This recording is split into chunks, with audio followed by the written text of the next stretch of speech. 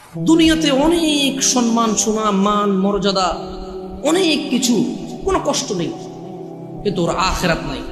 মদ খায়, গাঁজা খায়, শিরিক করে, বিদআত করে, সালাত এক ওয়াক্ত পড়ে না, মাঝে মধ্যে কেউ মারা গেলে তার জানাজা যায়, তাও নেতা হিসেবে, ডাক্তার হিসেবে, ইঞ্জিনিয়ার হিসেবে, সায়েন্টিস্ট হিসেবে, এলাকার মুরব্বী হিসেবে, এলাকার কর্তা হিসেবে, বুঝেন নাই, মাতব্বর হিসেবে যায়, এমনি এক ওয়াক্ত সালাত করে। সুদ বোঝে না, ঘুষ বোঝে না, হারাম বোঝে না, হালাল বোঝে না, বাপ মায়ের প্রতি অতটা যত্নশীল নয়, স্ত্রীর প্রতিও যত্নশীল নয়, জানা ব্যভিচার এগুলো নর্মাল। তুমি দেখবে তার মৃত্যু পর্যন্ত সে এরকম সুন্দর সুখী জীবন কাটিয়ে গেছে তার মন মতো, তার আখিরাত নাই। এগুলো একটা ক্যাটাগরি। দুই, আখিরাত আছে, মরলেই আল্লাহ ওকে সুখ আর সুখ দিবে, ওকে আল্লাহ জান্নাতের বিছানা বিছিয়ে দিবে, জান্নাতের চাদর পরিয়ে দিবে আল্লাহ। মরলেই কবর থেকে জান্নাতের সুখ পাওয়া শুরু হয়ে যাবে।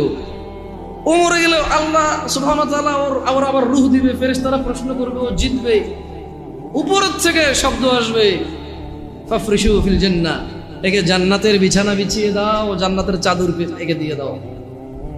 সুখ আর সুখ, সুবহানাল্লাহ।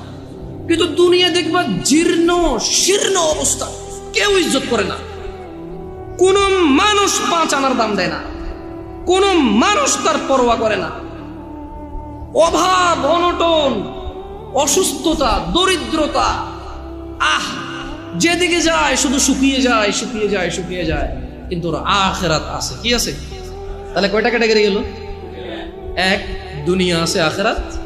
2, দুনিয়া নাই, আখিরাত।